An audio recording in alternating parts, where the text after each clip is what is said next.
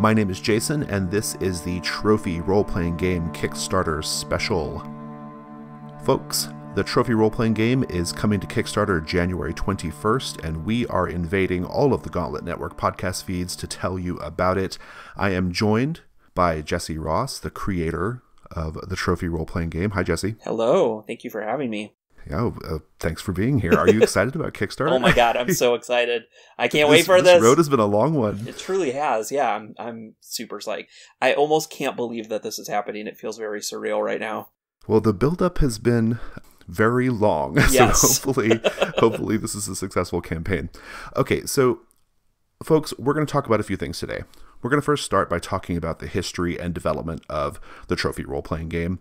Then we're going to talk about, in turn, each of the 3 books that we are kickstarting, because we are kickstarting 3 books: Trophy Dark, Trophy Gold, and Trophy Loom. And then we're going to talk about some of the details of the actual Kickstarter campaign, including add-ons, pledge tiers, and things like that. So let's get going. Jesse, big picture, dig deep all the way back in your memory archive. How did Trophy get started? Good question. So the original impetus for it was I was pretty obsessed with this game called Symbaroum, which was, or is, I should say, a dark fantasy game by the Swedish group. It used to be Yarnringen, now it's Free League. And the setting itself is really great. It's a really compelling take on dark fantasy, but I didn't love the mechanics, I have to say. It's a little crunchier than I want, a little more combat focused, but I love the setting and wanted to build something that could play in that world, and had been recently obsessed with Cthulhu Dark and some of the light mechanics that happen in that game, and decided to blend those ideas together and just built a little simple rule set for basically playing Cthulhu Dark style mysteries in Symbaroum. From there, it kind of turned into its own thing. Through a variety of evolutions and tests and a lot of talking to you early on from the developer program, I started tweaking it, pulling little bits of tech from other games that I really liked. So a little bit of Dungeon World here, a little bit of Blades in the Dark there. Mm-hmm. Yep.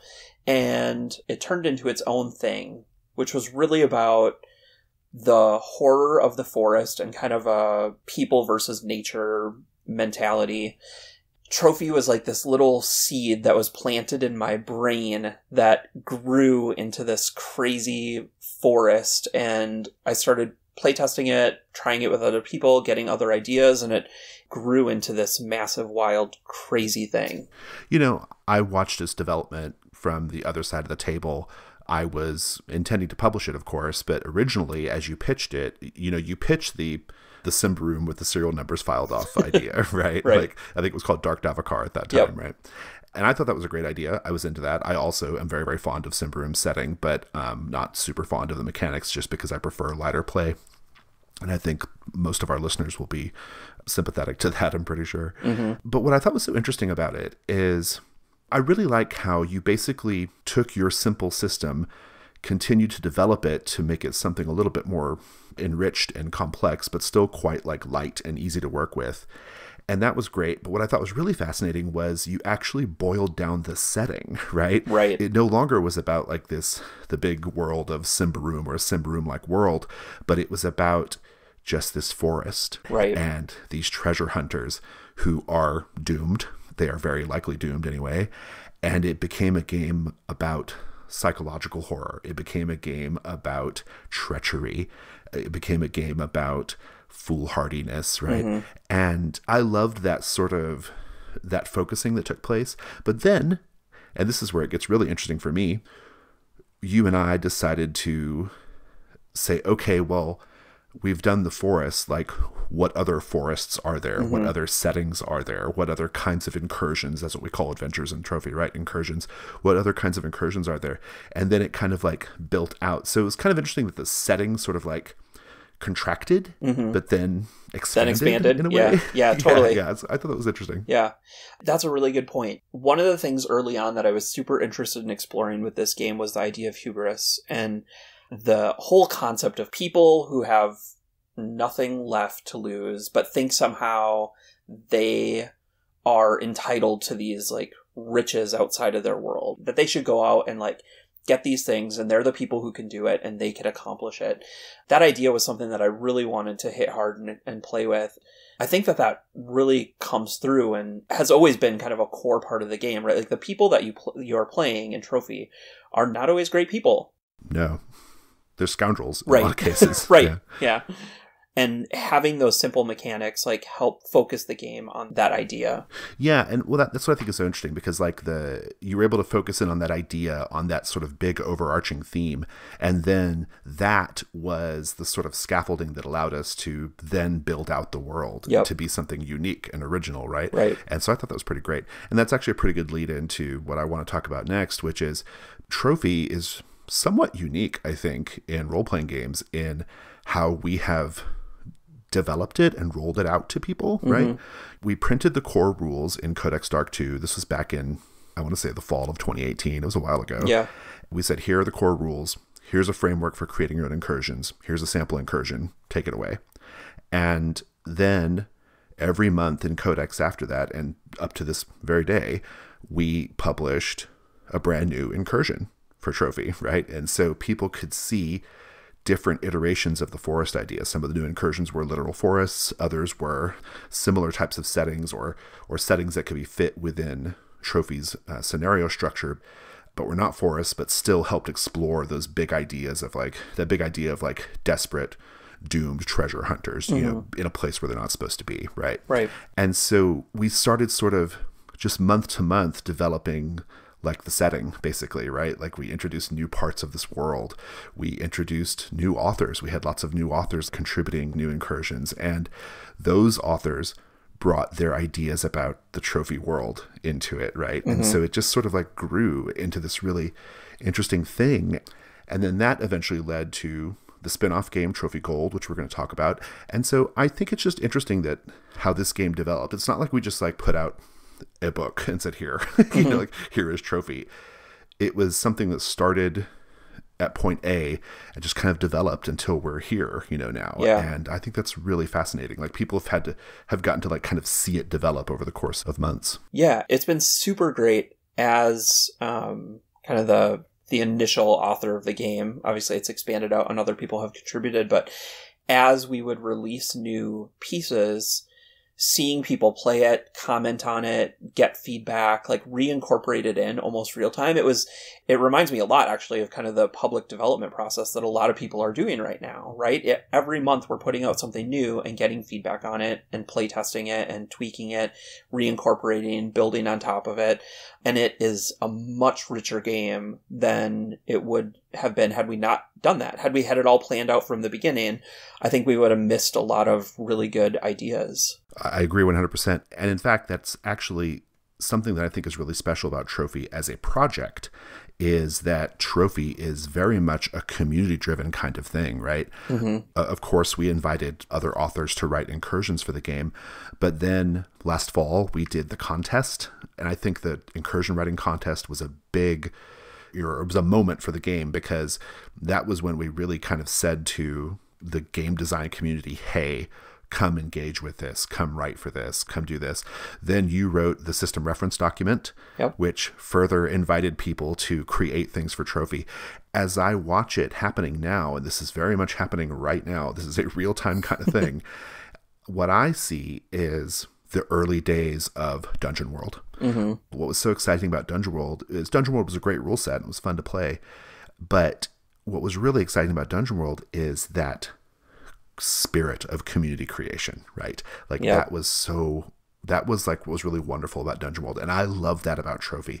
I mean, there are people out there who are creating incursions that take place in, you know, in science fiction scenarios, in modern day scenarios. We have people who are creating official and unofficial dark fantasy scenarios that take place in the world of Trophy. There's just so much cool stuff. In fact, talking about Kickstarter, there are going to be probably 7 or 8 Trophy Zine Quest projects that are going to be launching as well, like on the heels of our campaign. So the community aspect of it has been so interesting. And the community is not just vibrant, but so kind and so giving. Like it's just an incredible group of people. I'm always so excited to be interacting with them and answering questions and seeing what they're working on. They're just really great people, and I could not be happier. Very, very excited to like play with the rule set and the guidelines, right? Like very interested in taking the core of Trophy and kind of making it their own. And I love that so much. I think that is like the coolest thing. And like you said, if we're calling it official first party Trophy or whatever, like that has been affected in a big way by a lot of the sort of third party stuff, right? Yeah. A lot of the independent creator for stuff. sure. So it's just a really, really cool, exciting space. And it's happening right now, you know, like this is not a like, oh, back in days of war, like this is like a thing right now. Right. And it's pretty exciting. Okay, Trophy. I do want to switch over to what we're actually kickstarting, which is we are going to kickstart 3 hardcover books. And I want to say that these hardcover books are going to be beautiful. They are going to be premium quality. I think they are 7x10 hardcovers, if I'm that's right. not mistaken. They are going to be on delicious 150 GSM paper, which is the only kind of paper I like to use. It's very thick and luxurious paper, full color, partial cloth binding, ribbon bookmark, all the bells and whistles. These are going to be beautiful, beautiful books. But let's talk about what is inside these books, like what these books are. So we've got Trophy Dark, Trophy Gold, and Trophy Loom. Jesse, what is Trophy Dark? Trophy Dark is the game that started it all, the core Trophy, the game of psychological horror about doomed treasure hunters going into a forest or some other place that doesn't want them there. The book itself will have the core rules for Trophy Dark, but it will also have over a dozen incursions. So games that people might already be familiar with from Codex, but also a bunch of new stuff. It'll have rules for making your own incursions. So if you want to try bringing your players through your own terrifying gauntlet, you can do that. It'll have guidelines for incorporating Trophy Dark into a part of another fantasy game. So for example, if you want to use this as a one-shot or a flashback, kind of a lead-in to another campaign, you can do that. It'll have rules for combining Trophy Dark and Trophy Gold into a single campaign, which is really exciting and something that I think a lot of people are going to do. Yeah. And then it'll have a step-by-step walkthrough of how to run a game. If you've seen Girl Underground, my other game with Lauren McManaman, we have a couple page of rules in there on how to, like, basically minute-by-minute breakdown of how to run a game, and we're going to do the same thing with Trophy Dark. That's awesome. Yeah, I'm really excited. I mean, like you said, the bulk of this book is going to be what's already been printed in Codex, and so folks are essentially just kind of getting a physical version of what's been coming out in Codex, but there is a lot of extra stuff. I mean, I'm very excited. I'm particularly excited about the guidelines for making Dark and Gold into a single campaign. Like, that's pretty awesome, because Dark is a one-shot game, right? Like, it's a one-shot game, perfect for convention play, for side stories. Like you said, if you're playing another fantasy game, using it as a side story or a prologue or something, totally great. But I am in love with the idea of combining Gold with Dark. And I should mention that that's going to be written by Alexi Sargent from Cloven Pine Games. That part of the book is being handled by Alexi. I've worked with him a lot on other projects, and he has a very, very good grasp on like system and procedures and kind of how to tie things together like that. So that's a pretty cool thing. I think people are going to find that the guidance we're putting together for like how to run a good game of Trophy, I think people are going to love that. Like that is going to be so good for people. So, and of course, like you said, the incursions, and I think we're actually up to, I think it's like 15 incursions. Whoa. Actually. Yeah. I was like reviewing the contracts today. So we've got a bunch. There's a bunch going into the Trophy Dark book. So that's Trophy Dark. What is Trophy Gold? And here, tell us a little bit about Trophy Gold as a game as well. Like, what is Trophy Gold? Yeah. Trophy Gold started as me wanting to run a bunch of cool OSR modules in a more lightweight system, even more lightweight than a lot of what I was seeing out on the market, and to do so in a way that like really honored what the OSR is all about: high lethality, unbalanced encounters, things that were really open-ended and exciting, and to do that in a really light way. Trophy Gold takes kind of the base mechanics of Trophy Dark, but adapts them for campaign play. So your hunters aren't necessarily doomed, but they are desperate. And the game itself revolves around needing to collect gold to survive. That is really the premise of it. Like, if you go out into the forest and you don't come back with enough treasure, you will die penniless and alone. That is built right into the core of the game, and that truly happens. People make terrible decisions and go deeper into the forest or whatever terrible ruins are in to get that last little bit that they need to survive. So that's kind of the core of the game. It's got a couple other features that make it a little bit different from Trophy Dark. For example, there's a bestiary, so you keep track of the monsters that you encounter and you give them names, and that outlasts your characters, which is really fun to see in play. And you can advance a little bit, not a lot. Right, yeah. But just enough. So yeah, that's kind of the core of Trophy Gold. Yeah, so I've run about 10 sessions of Trophy Gold now. I have been really impressed with it. I expected it to feel like Trophy Dark in some ways, and it does in some ways. But I also kind of expected that it, like you said, like what was written on the tin was this is going to be a lightweight way of doing OSR things. Mm-hmm. And it is, and it works. There are certain parts of it that are just like on paper, like when you're reading the rules, you're like, oh, okay, I understand how this works. That's fine. I get it. But until you actually play, until you actually see how the systems interlock and interact with each other, you don't quite understand how fire this is, right? Like, there's this really great gameplay loop where, okay, so the characters are doing what's called a hunt roll. And you do the hunt roll, and the hunt roll helps you get these hunt roll tokens. This is a sort of out-of-character currency. You get these hunt roll tokens, and as a player, you have the option of saving up the hunt roll tokens so that you can spend them later to complete the goal of the set being kind of a subdivision of the adventure.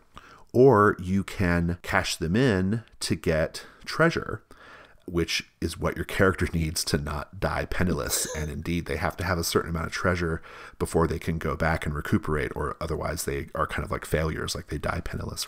Right away, you start to like feel this tension in the game. And it's a very gamey kind of thing. Like, this is like player tension, right? Mm-hmm. Like, it's a player making decisions for their character, like kind of out of character, right? If they stay on the incursion, if they stay in the dungeon, they have a greater chance of finding treasure, but they also have a greater chance of either just dying or worse, even in some ways, incurring so many injuries and harm that it's going to just drain all their money when they get back home. Mm-hmm. Right? So it's a very desperate feeling kind of game, and it constantly wants you to basically make like this risk assessment, like, how much do I want to risk right now? Do I want to keep going down this corridor? Do I want to explore over here, even though I know it's not really part of what we're trying to achieve, but gosh, there might be something in there that mm-hmm. will help me increase my treasure. And that feels really, really good at the table. Another thing I like about this game, this is another mechanic that's added to the game versus Trophy Dark, is the combat. The combat is so good in Trophy Gold. Like, it is intense, it's fast, it's scary. like very you're like scary, on the edge of your seat. It's very scary combat. Like, I can't remember the last time I played a game where I felt like the characters have a really good chance of winning, of succeeding, but it's highly lethal and scary. There's a lot of pressure there, and it just feels really good in play. It feels like what that sort of grimy, grimdark, mm-hmm. hard luck, hard scrabble, desperate OSR kind of feeling should be in a system that's quite lightweight. I've been very, very impressed by it. It's a game that I think tricks you into thinking you are more capable than you are. Right, yes. And tricks you into trusting your party members just long enough to kind of turn the table and protect yourself, which is great. Right, yeah. Well, it's very much like Trophy Dark in that way, right? Mm-hmm. It has some of those like themes of like turning on each other to preserve yourself, right? Yep. Okay, so Trophy Gold's great. What is in the book? Again, this is going to have the core rules of the game. We're going to expand and adapt a few things, just things that we've learned from running the game. We're also going to blow it up and make it not significantly bigger in terms of management, but allow the players to go more places. So right now, the scope game is wider. Yep, yeah. The scope is wider, exactly. So right now, the game is very focused on exploring the dungeon, and we're going to add 2 kind of additional modes that you can be in. One is the journey to the dungeon or back from, or kind of just on the road, these new journey rules. And then we are also adding rules for back at home. So right now there are rules for how you heal up and what you do at home, but it's very mechanical. And so we're adding some more narrative heft to that. We're also going to add some new incursions to it. So things that people have not seen at all, brand new incursions for the game, which will be super fun. We're also going to add a bunch of new backgrounds and occupations and equipment and new rituals and things called sigils and saints, which are really exciting and fun. Yeah, I'm pretty excited about it. What we have planned for it to sort of, it doesn't make the game more complex, like you said. It just sort of widens the scope of play, right? Because right now, like you said, the play is very focused on the dungeon crawling. And I think that's important because that's the part you want to get out there in the world and make sure it works, right? And so kind of adding the journey rules and the back at home rules is going to really like kind of enrich the whole experience, I think, and make it feel like a more complete campaign type of game, right? And of course, the brand new incursions. I think we're slated to have 6 incursions by some very, very exciting authors who we're going to talk about later. Yeah, there's going to be a lot of good stuff to look forward to in Gold. Also, we're doing a transcript of play too, I think, in Gold, aren't we? We are, yes. So we're so people can actually see how a game plays out. Right. One other thing I think we're going to do is, well, these are already in the base rules, but for all those awesome OSR modules out there, we'll have conversion rules, so you can take those and adapt them to Trophy Gold. Awesome.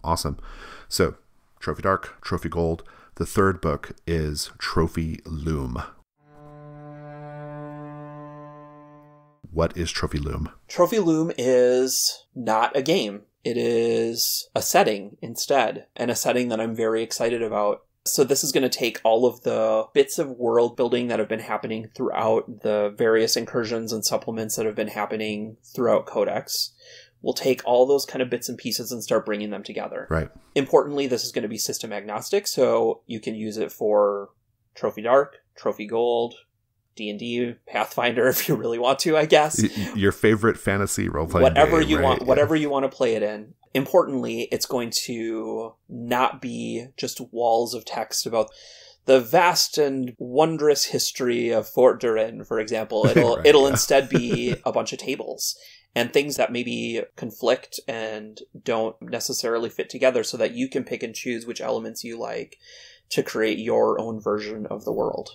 Indeed, it's called Loom because our sort of metaphor is you are taking these fibers, these threads, these strands of rumors and history and myth and kind of using them to weave your own sort of tapestry world, which is foundationally the world of Trophy. Like there's some basic things that are established, but then the sort of rich detail is kind of up to you to, like, you know, you get to pick and choose how you want it to kind of go. Our little marketing tag is woven. The world is woven on a loom of rumor, history, and myth. But I chose those words, and that's my line. I chose those words very carefully because that's what it is. The way we have these set up is the various locations and factions and things that are in Trophy Loom will have some basic description that establishes a baseline for what the location or the faction is about. And then it has a table of 36 things. And these 36 things are rumors, historical details, and myths related to that location or faction. And so you get to kind of pick and choose the things that you want to do to sort of flesh it out. And what I think is so great about the Loom book as we've been developing it is, so we've been saying already guidelines for creating your own Trophy Dark incursions, right? This is the stuff that you can use to create them. Yep, exactly. When we did the contest, the writing contest, a lot of people who did the writing contest used some of the Loom material that we'd been crowdsourcing. They used some of that to create their incursions, right? And so it almost like it's a proof of concept, right? Yeah, that's a really important point, and I don't want to gloss over it. We started crowdsourcing these ideas. So there are a bunch of these elements for the factions and locations came from the community based on their own games that they were running and things they wanted to see in their own games. And so it truly is a community development, which is so exciting. I would like for our involvement, meaning the Gauntlet's involvement, publishing branch anyway, I want our involvement to be focused on community. And the Loom book is a great example of that. Like, you know, we did this crowdsourcing so that we could give the people in the community a chance to contribute. Like, hey, like, tell us about Fort Durin, tell us about the Rose District of Amberay, tell us about Barstool Prison, right? And so they've been creating like all this cool stuff. And then we did the contest, and the people in the contest were taking some of that cool stuff to make their incursions. And now we're taking some of the cool stuff that are implied by that and creating other locations in Loom. I mean, it's just been this really beautiful, like, kind of virtuous circle of community creation. And it's like really hot, and I'm really, really into it. I should also mention that the Loom book is not just entirely crowdsourced, though. Right. We also have a number of very exciting authors, some of which we are going to talk about today, some of whom we are not yet going to talk about. We're kind of saving them for Kickstarter, but we have a lot of really, really awesome writers in the tabletop role-playing game space, and even a few outside of tabletop role-playing games who are going to be creating material for the Loom book. I think the Loom book is going to be super special. And like you said, even if people don't want to use it for Trophy Dark or Trophy Gold, it should be highly functional for any fantasy game you want to run. So very excited about Trophy Loom. This is what we really came to talk about, the actual Kickstarter campaign. So it is a thing. We are finally getting it done. It feels like it's taken forever to get here, but we are here. We have planned a lot of stuff for this campaign. I'll mention again, January 21st. If you are listening to this on the first day it comes out, that's in a couple days, okay? January 21st, it's going to run for about a month, probably ending on a Sunday, so whatever date that is, but sometime mid to late February is when it'll end. We've got the 3 books. That's the main thing we are trying to fund here. But also, to help encourage you to get involved and to pledge, we have some add-ons. And this is the first time we're talking about the add-ons, actually. Can I just say, before you say these, I am so excited about these add-ons. I cannot wait to have them in my hands. Same. All of them completely unnecessary to play Trophy, but all delightful. So, okay, the add-ons. We have 3 different add-ons. We have custom dice, we have custom hunt roll tokens, and then we have 5 decks of character creation cards. Let's run through them all one by one. Tell us about the custom dice, because I've seen them, and they're fucking hot. They're so hot. Oh my gosh, they're so great. Okay, the custom dice are going to be everything you need to run Trophy Dark and Trophy Gold. So we've got light dice, your kind of classic light dice. So first of all, they're going to be kind of a bone ochre color. They're really beautiful with like a dark brown engraving. They're going to have 3 hollow sides. So the pips on the 1s, 2s, and 3s are all hollow to let you know that if you roll those, that's a failure. Right. They're going to have filled in pips on the 4s and the 5s to let you know that you succeed with a complication. And then the 6 side is going to be the classic Trophy Dark antlers, which look the antlers super logo, cool. Yeah. And I should mention before we go any further, the assortments of these dice you're going to get. Yes. Yeah. Sorry. You get 4 light, 4 dark, and 8 gold for the add-on. That's the add-on for that. And I think the price we have that as for $20, you get 16 dice. Yes. Okay. So tell us about the dark dice. Yes. Dark dice. They are a beautiful blend of a deep purple and black. They're so pretty. They're so pretty with like a kind of a bronze engraving. They're styled the same as the light dice. So you've got your 1 through 3 hollow, 4 through 5 solid, and then the antlers on the 6. And then the gold dice, which are the most exciting absolutely of the dice. Gorgeous. Yeah. In Trophy Gold, when you fight a monstrosity, you get to roll a number of gold dice equal to its endurance, which is basically the level that you beat it at. And you're only looking for 6s. Right. That's the only way that you get gold for fighting monsters. And so these dice are blank on 5 sides, but on the 6, they have the Trophy Gold Sun logo, and they are translucent, but filled with a mix of gold leaf and gold flecks, and they are gorgeous. They're so pretty. They're stunning. Yes. Yeah, they're stunning. As of the time of this recording, we're still kind of working with the manufacturer on them, but they are going to be so beautiful. Like when you showed me the inspiration pictures for them, I was like, just my jaw was just like, I just stared at them for minutes. I was like, these are so beautiful. They look like they have gold inside them. They do. I know. They're so pretty. Yeah, they're going to be super fun to roll. And because they're blank on 5 sides, you can see it really well too, right? So yeah. They're going to be gorgeous. Gold dice are super hot.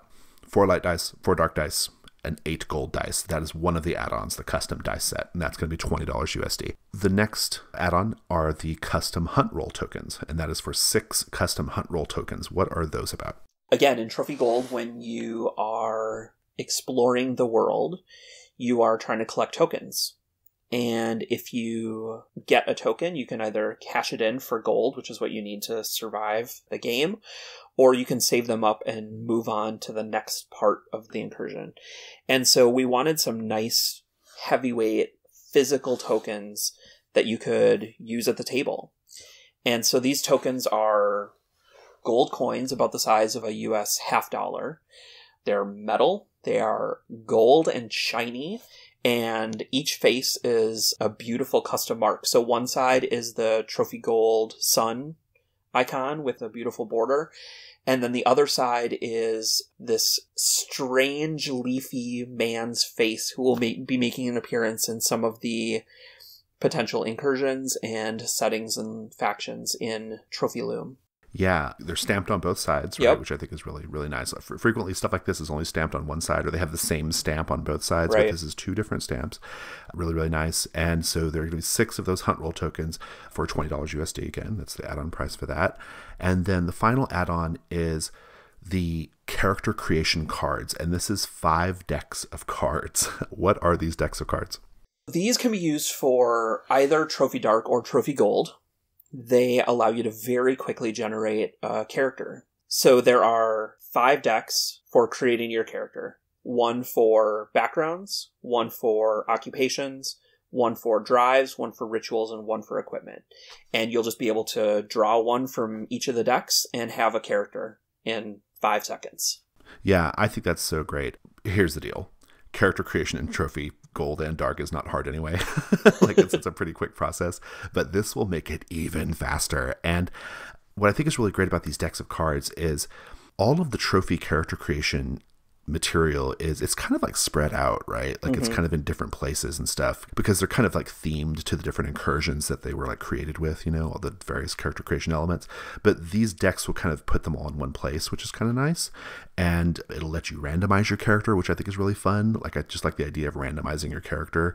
I've actually run the game that way several times, and it creates really, really interesting outcomes, like when you just sort of randomly generate your character here using an online random generator. But this is the same idea. You draw some cards and boom, you have a character.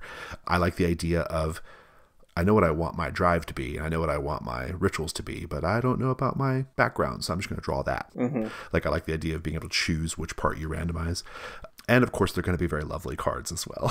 And the other thing that they'll have is just a little bit of extra detail, like what does it mean to be an ox, for example, in Trophy Gold? Or what does it mean to be a miner?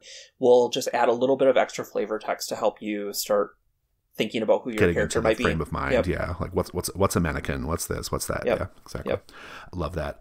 So those 5 decks of cards, that's going to be a $30 add-on for the 5 decks of cards. And so those are our 3 add-ons. We've got custom dice, we've got character creation cards, we've got the 6 Hunt Roll tokens. Now let's talk about the actual pledge levels, because here's where it gets kind of interesting, and this is where you kind of need to pay attention, listeners, or just go look at the page.